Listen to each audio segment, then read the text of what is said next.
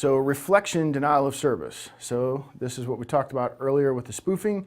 It involves spoofing the source address to that of the computer target from multiple other servers. So botnets are often rented out to perform DOS. They also have something like the ion cannon from Anonymous. They have the high orbit ion cannon and the low orbit ion cannon. So that's a little older, the low orbit is. The high orbit ion cannon is older. Now they have newer stuff too that they use as well. So you can literally download the ion cannon software from Anonymous's website or many sites that cache it for them.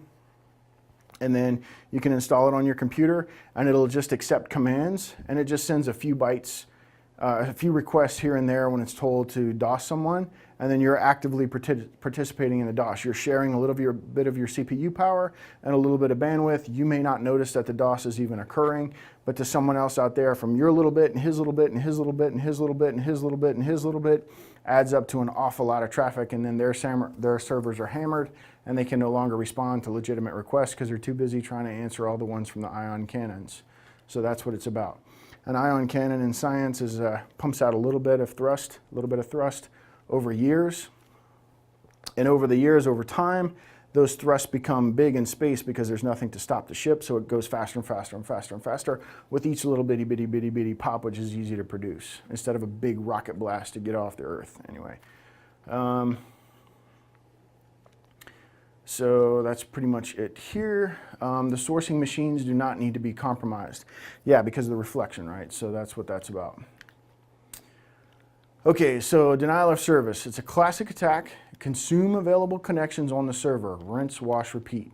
So when you stand up a server, whether it's a web server, DNS, any kind of a server, it has an initial 4 or 5 connections or 25 connections, whatever it's configured to do. And then as you connect, it'll hand you off to another port and then go back and listen for another connection.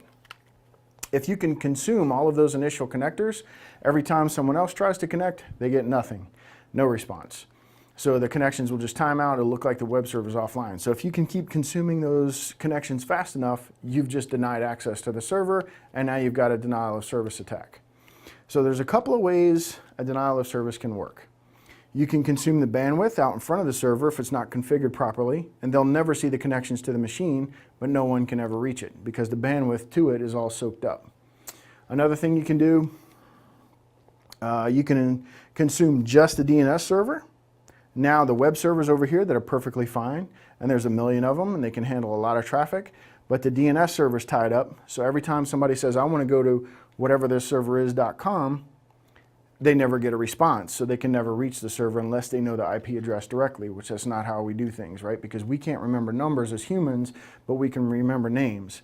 That translation is called DNS, from name to number, and then the address resolution protocol, ARP, translates the number into a MAC address down once it gets close to the target after it's been routed to the final destination. So that's kind of how it works. So there's many ways to cause a denial of service. You can deny access to the DNS server. You can deny access on the server itself. You can find a flaw in the machine and just lock up the network card.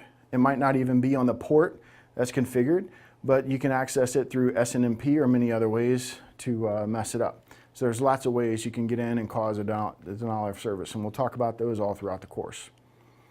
An information leak.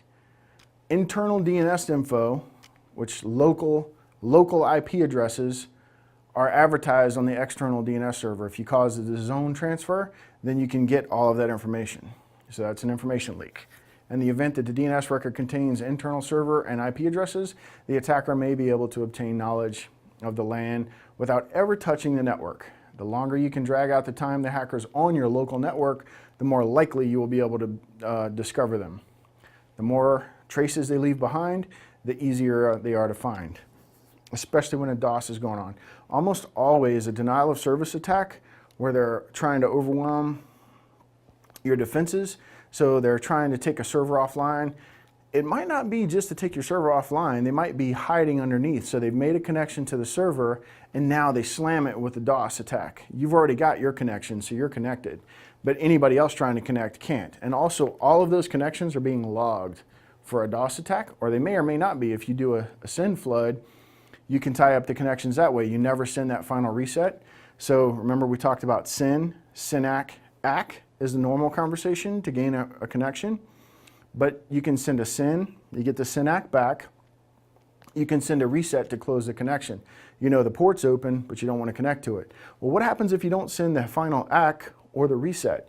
That's in blocking mode. It stays open for quite a while. So those are pretty easy to tie up with what's called a SYN flood. Most switches, controls, and servers today won't be susceptible to that. They're kind of onto that. But many successful attacks were done that way back in the day. So let's see, we're talking about tying up the server. You've got your connection, now you blast it. You're overloading the logging. You're filling up the logs very fast. You're filling up the switches, MAC tables, and things like that, so things start getting eaten up. You're overloading the IPS and IDS, so they're logging. And just the fact that they're so busy, they may not see all of that traffic sneaking by, and now you can go in and cause SQL injection and siphon out the whole database, and if you're lucky, nothing was ever logged by the IDS, the IPS, or the DLP. So a DOS is often a cover for an attack. Attacking the SOA, the start of authority records, which is how these things are configured, and we'll look at one in a second, results in a DOS. So we'll look at that as well. A common, we're going to do that right now. A common start of authority vulnerability is an XML denial of service. So SOA stands for Service Oriented Architecture. And the fields in the start of authority record, time in seconds is what these numbers mean. So if you divide these by 60, you'll get the time in minutes. If you divide them by 60 by 60, then you get the time in hours. So the first number is the serial number. I kind of tried to put these, are not perfect. The second number here, 7200, is the refresh rate. So 7200 seconds, come back to the primary and refresh me. So we talked about before that these things are on the order of hours, so these are on the order of 7200 seconds. We want to refresh that record. Oh, actually that's the expiry. So the 3600 is the retry rate, the 1440 is the expiry, and the 2400 is the time to live. Every time you change one of these records, you need to bump the serial number so that the other servers, it'll then trickle down all throughout the world. So as you make a change, it'll immediately start to work whoever's looking at that web server, but other web servers might be in use along the way. They kind of get transferred, everybody kind of shares that information so that not everybody is querying one domain server, which would deny service to most of the users. So they kind of trickle down. So it may start working in the western seaboard, and then in an hour it might start working on the eastern seaboard, and then within another hour it's working all throughout the world. So we have the serial, refresh, retry, expiry. You're going to see this as a test question. What are these fields in the SOA record? Serial, refresh, retry, expiry, time to live. The zone files contain SOA, the start of authority, the name server, NS records, A records, and MX records, the mail exchanger records. And this is what one actually looks like formatted properly at the bottom here. So at in SOA, nameserver.place.dom, domain, postmaster.place.dom. So you have the serial number, you have the refresh, 1 hour, you have the retry every 10 minutes, and the expiry 1 day, and the minutes time to live. The minimum time to live is 1 hour. So that's kind of how they look in real life. And then below that, you would have the AS, the name server, and the MX records below this section. So here's a real one right here. A records are for IPv4 mapping of host names to IP addresses of hosts, also used for DNS blacklisting. So the A records are for IPv4 network addresses or IP address records. AAA records or quad A records are for IPv6 mapping of host names to IP addresses of hosts. So that is a test question. A records are for IPv4 or IPv6 mapping. Make sure you remember that one. Then further down, this is what an actual DNS record looks like.